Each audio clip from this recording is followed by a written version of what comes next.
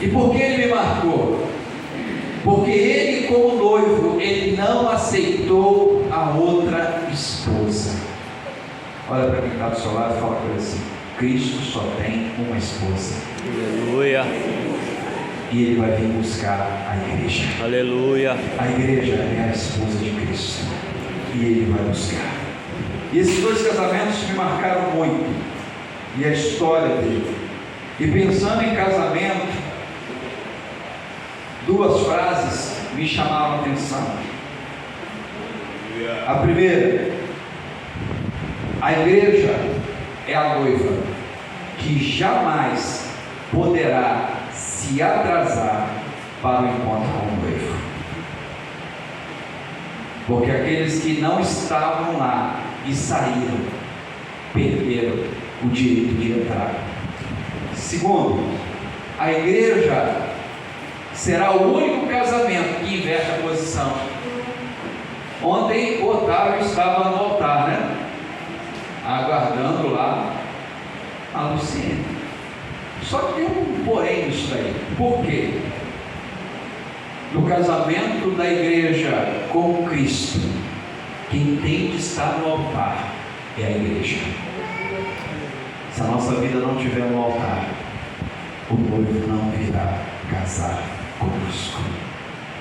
E diante disso, diante desse texto, onde Jesus ele traz alguns ensinamentos acerca do reino, eu quero tirar para a nossa vida algumas lições.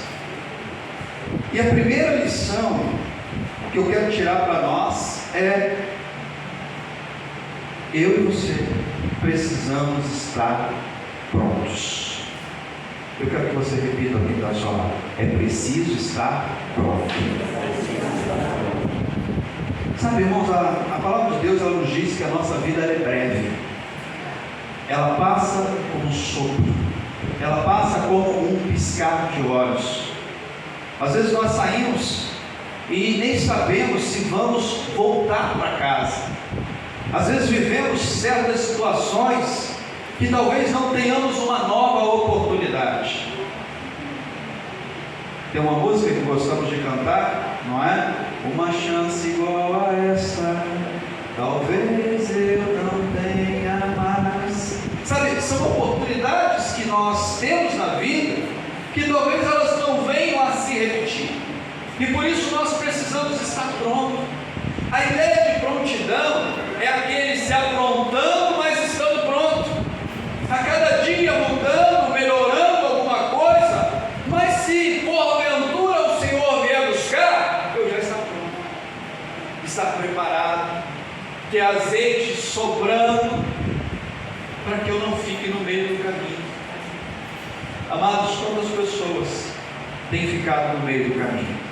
O nosso irmão Josimar, ele contou uma experiência muito interessante, porque ele tomou um susto esses dias vindo da plataforma. O helicóptero pegou lá um vendaval, e eu perguntei para ele: e aí, irmão, pediu perdão dos pecados, de tudo? Ele: pastor, não deu nem tempo, eu só estava procurando lugar para me segurar. Assim, irmãos, é num acidente de carro, é num afogamento, é numa enfermidade que chega tão rápido que você não tem como se consertar com Deus. Então eu preciso estar pronto espiritualmente. A minha vida espiritual precisa estar no altar de Deus. Lembra que eu falei que o nosso casamento será diferente? Não é o noivo, não é a noiva que vai ao encontro do noivo, mas o noivo que virá ao nosso encontro. E eu já tenho que estar pronto. Imagine só, o noivo vem, a noiva não está pronta, ainda não vestiu, ainda não se vestiu, ainda não se adornou. Será que o noivo vai esperar? A Bíblia diz que não. O Otávio ia esperar, até de manhã se tivesse que esperar, mas Jesus não vai esperar, irmãos. Jesus não vai esperar. Por isso eu como noiva, eu preciso estar bem espiritualmente. A minha vida espiritual é tão gostoso quando a gente vem para um culto Como você vem no culto quarta-feira e você sente a presença de Deus da primeira oração até o final do culto, não é? É gostoso quando você vem com um culto nesse, como você vem no domingo, e você sente a presença de Deus em tudo que está acontecendo no culto. Amém, aleluia. Porque pessoas, elas vêm com sede de Deus, vêm com o coração aberto para receber de Deus, vem com o coração contrito, vem se arrependendo das suas falhas, dos seus erros, e deixa Deus operar, deixa Deus agir, deixa manifestar a glória de Deus. Sabe, essa prontidão espiritual precisa ser na nossa vida, irmãos. Sabe, e pastor, o que é estar pronto? É estar com as vestes sempre brancas, é estar com as vestes alvas. Ah, pastor, mas ninguém fica sem pecado. Claro que não, irmão, ninguém fica sem pecado. Mas todo pecado precisa de confissão e arrependimento. Pecado nós vamos pecar, mas eu preciso confessar os meus pecados, eu preciso me arrepender dos meus pecados e eu preciso seguir em frente. Olha para quem está do seu lado. Arrependimento não é quando choramos. Arrependimento é quando mudamos as nossas atitudes. Amém. Isso é arrependimento, irmãos. Eu fiz algo aqui que desagradou a Deus, eu paro de fazer aquilo. Isso é arrependimento. Não dá para brincar de ser crente. Não dá mais para, não dá tempo, irmãos. Eu quero dizer uma coisa para você: quando Jesus voltar, o culto não vai acabar na terra. Sabe por que não vai acabar? Porque vai ter muito levita, muito pregador e muito irmão, que a igreja vai ser arrebatada e eles vão continuar fazendo culto. Só que já passou, não foi embora. Se você não estiver preparado, você vai fazer parte dessa turma que vai dar continuidade ao culto. Só que já não é mais para o noivo, porque o noivo já levou sua igreja. Um outro ensinamento que esse texto traz para nós é que nós precisamos de uma vigilância constante. A gente precisa estar atento. Aqui ele fala que eram 10 virgens, 5 prudentes e 5 nécias.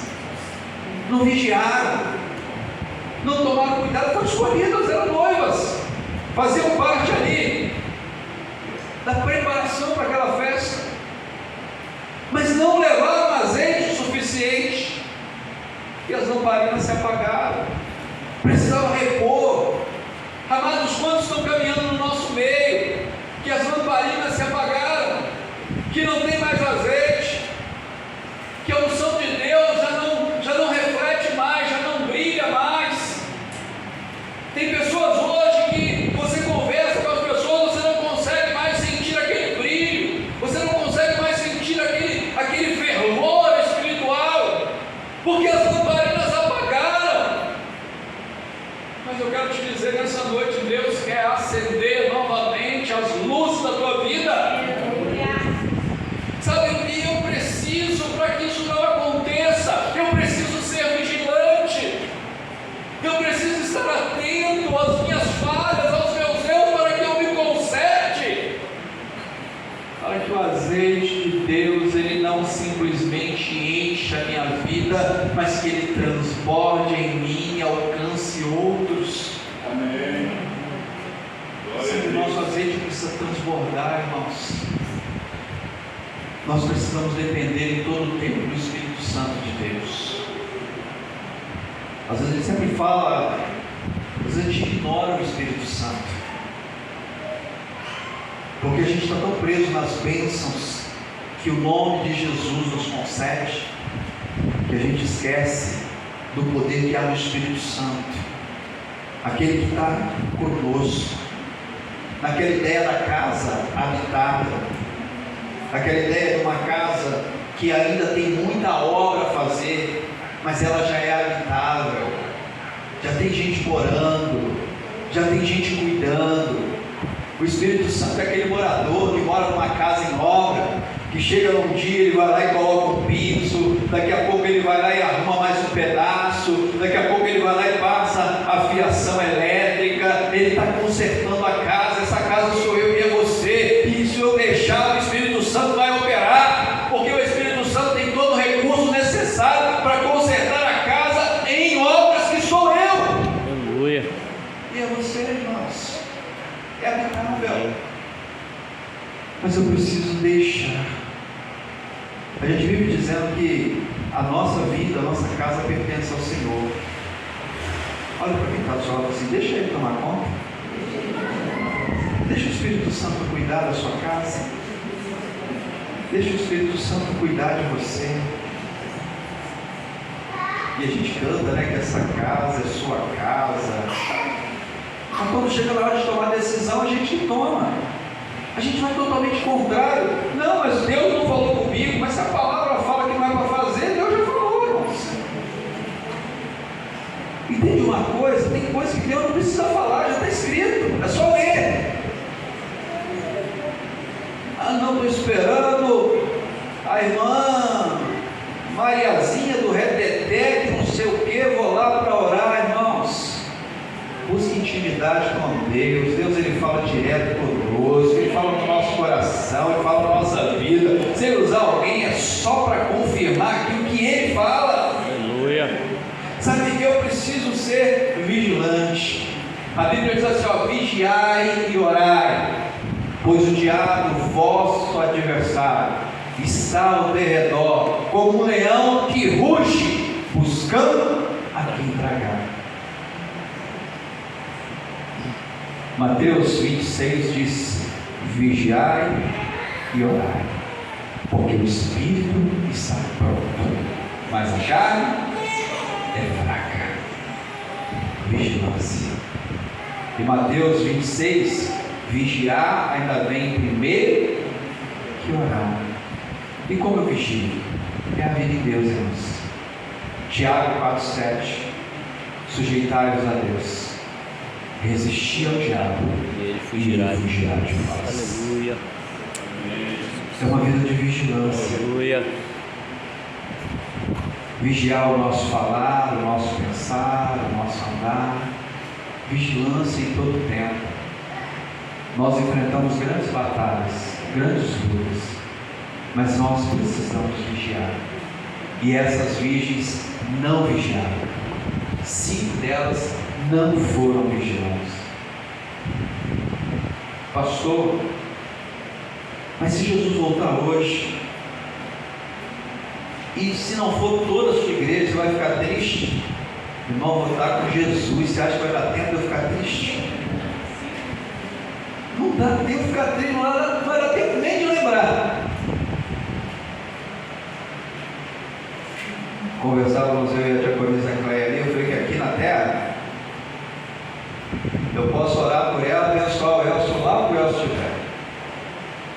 Eu posso orar por Eliomar, abençoando a Vanessa.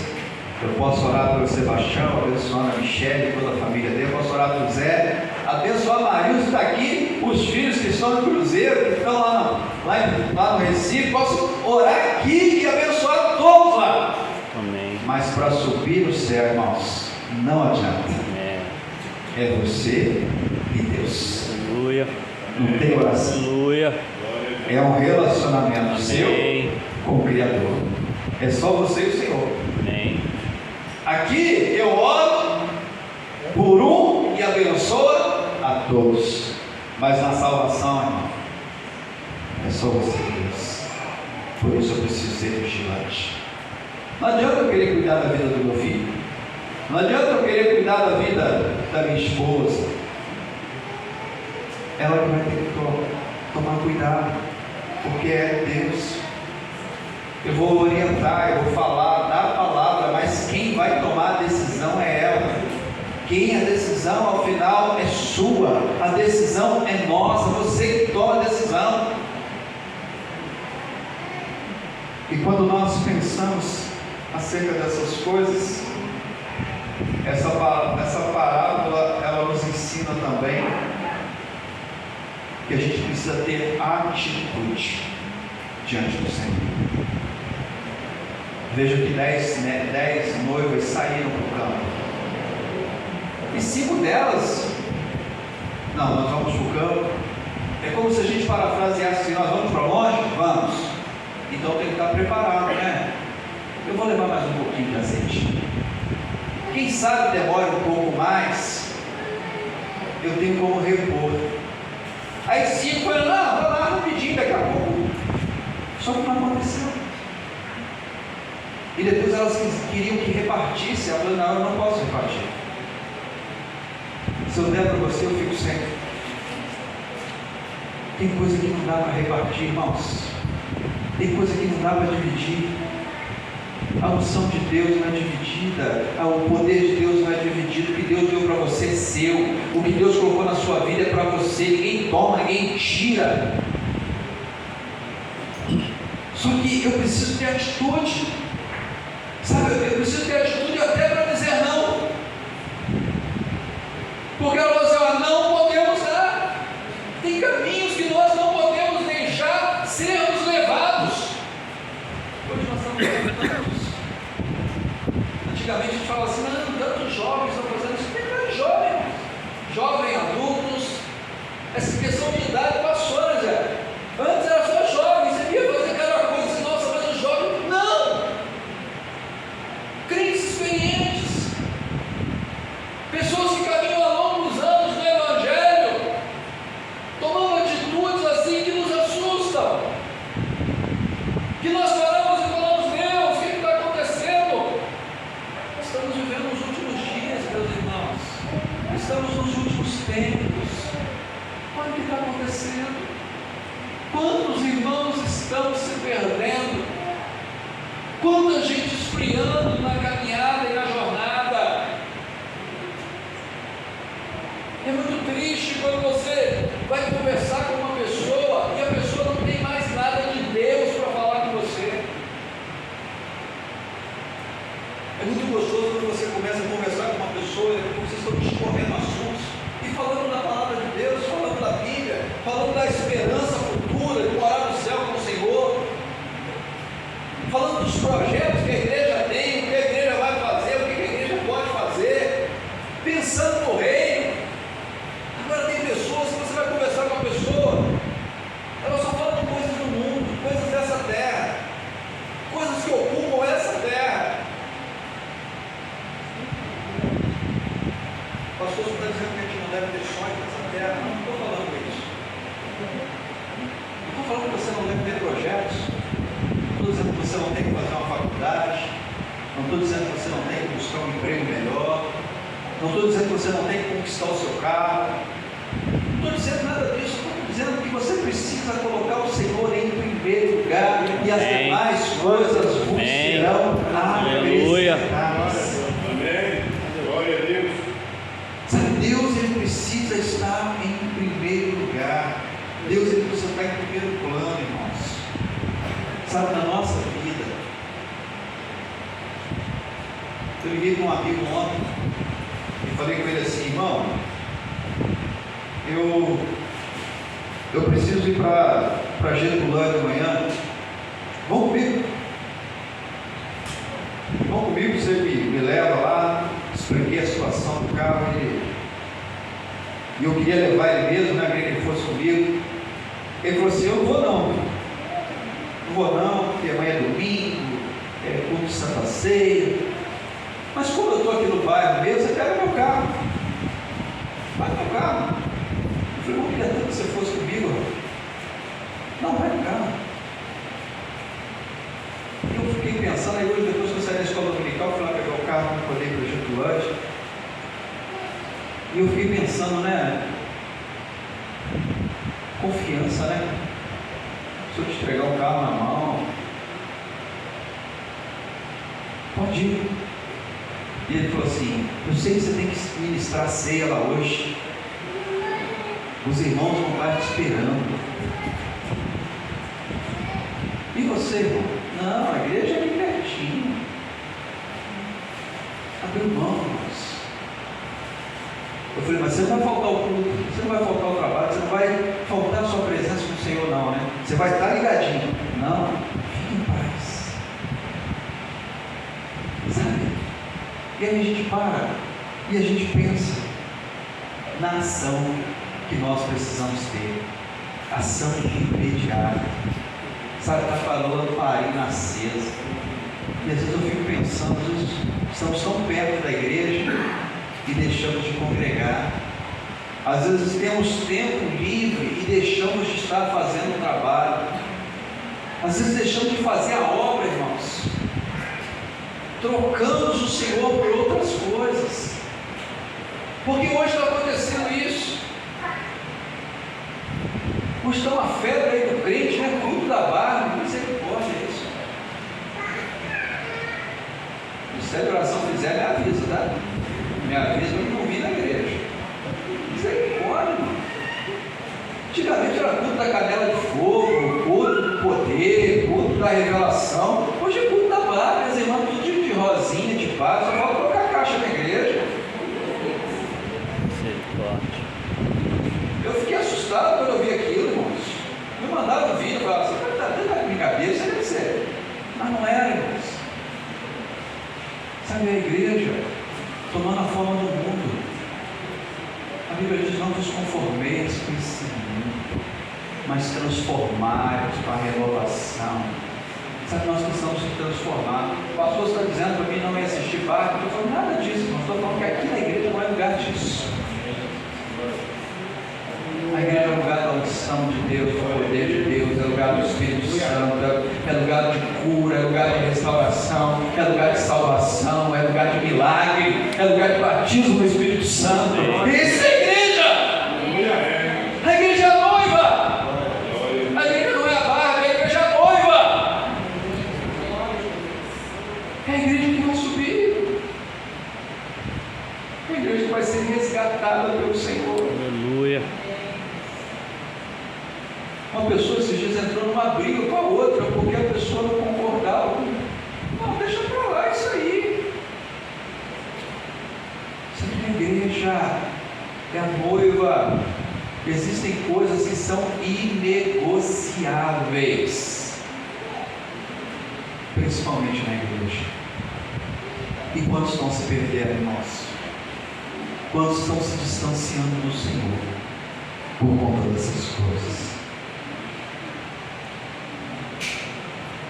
Porque essa parábola ela nos ensina que as nossas escolhas elas trazem consequências. Porque diz aqui no versículo 11: mais tarde chegaram as virgens clamando, chamando o Senhor, Senhor, abre-nos a porta. Mas ele respondeu, em verdade vos digo que não os conheço. Vigiai, pois, porque não sabeis o dia e nem a hora. Eu sempre entendo que a nossa vida, ela é fruto, o que eu vivo hoje é fruto da minha escolha ontem. Tudo que a gente vive na vida é fruto das nossas escolhas. Às vezes nós estamos vivendo situações que são terríveis para nós. Mas se a gente olhar um pouquinho para trás, nós vamos ver que nós estamos vivendo isso hoje porque nós erramos lá atrás. E não tem como. As nossas escolhas, elas vão trazer consequências. Essas mulheres escolheram não levar azeite extra. E por isso ficaram de fora. Se as nossas escolhas elas forem erradas, nós vamos sofrer as consequências das nossas escolhas. Nós simplesmente colhemos daquilo que nós plantamos.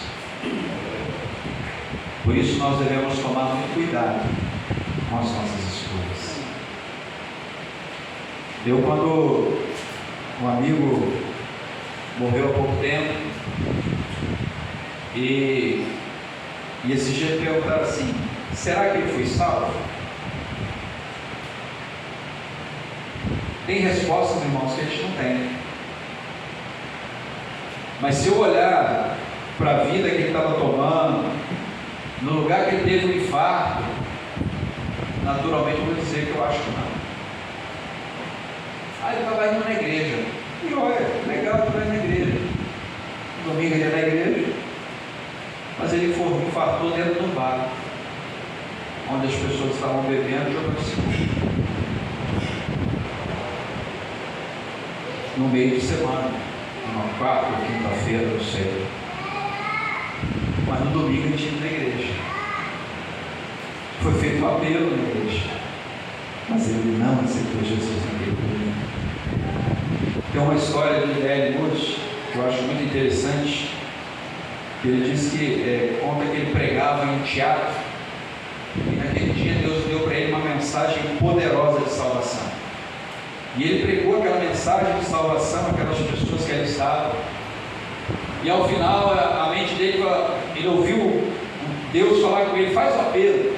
E ele pensou com ele mesmo e falou assim: olha, vocês estão indo embora para casa, vão para a casa de vocês, e quando vocês chegarem em casa, avaliem se vocês querem receber Jesus como Senhor e Salvador.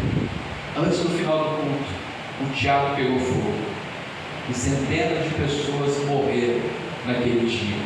E ele saiu do teatro e disse o seguinte: que jamais sairia de um culto sem fazer o apelo, porque a oportunidade foi dada ali através da mensagem, mas ele não fez o apelo. E talvez ali houvesse pessoas que através daquela mensagem possam ter sentido o toque do Espírito Santo, e poderiam ter decidido mudar de vida naquele dia, poderiam ter feito a escolha para estar em Cristo, mas ele não fez o apelo. Quando eu vejo essas mulheres, as virgens dessa palavra, que simplesmente viraram as costas e não atentaram para o noivo, porque não sabia a hora. E nós falamos no início: eu não sei, você não sabe. Esses dias eu estava trabalhando numa escada, 26 degraus, e eu estava lá no alto. Sabe quando você dá aquela esticadinha, né? A esticadinha da escada? Quem já trabalhou aí em escada sabe da esticadinha, né? Só que quando você levanta uma escada 22 degraus, 26 degraus, ela está presa só em 2, né, Deus? Então o ganchinho ali ela tem, então naturalmente ela vai balançar mais, né? E aquela esticadinha.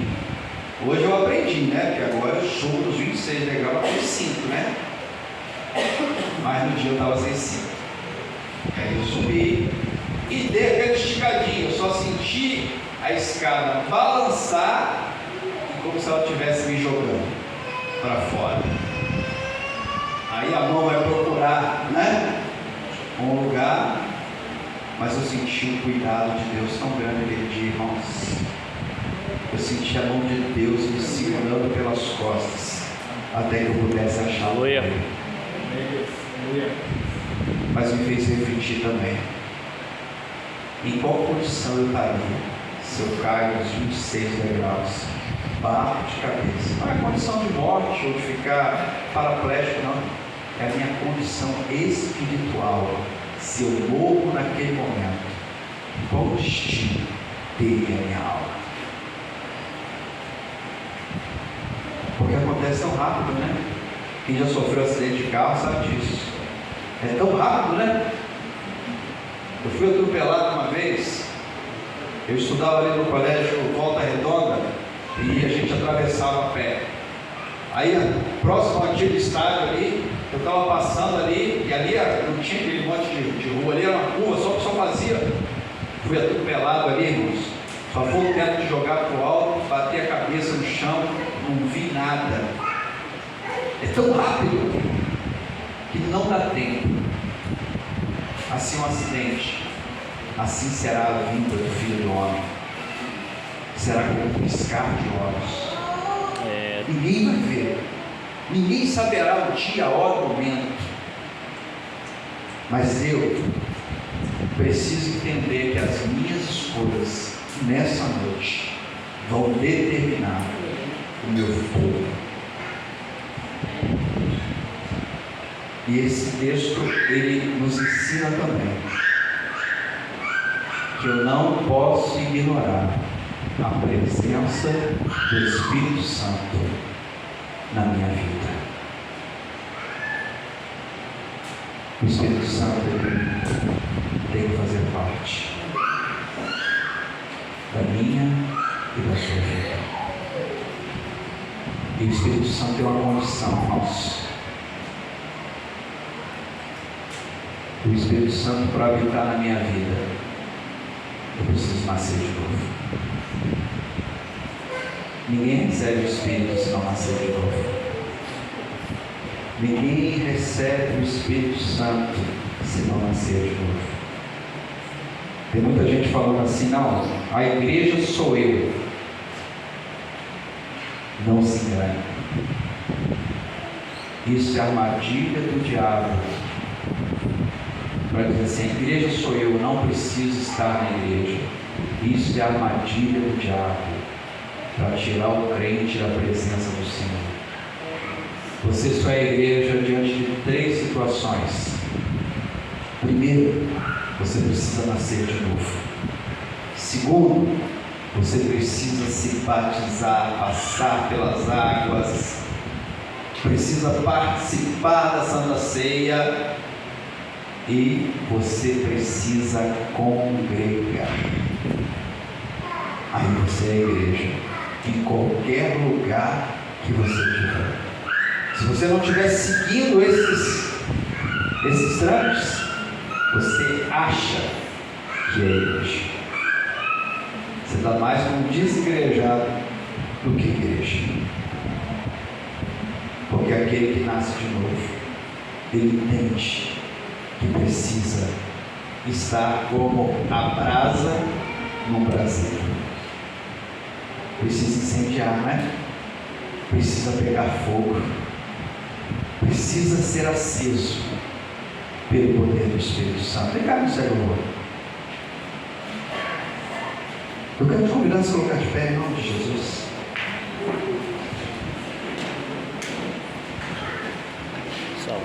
Você vai ter a oportunidade hoje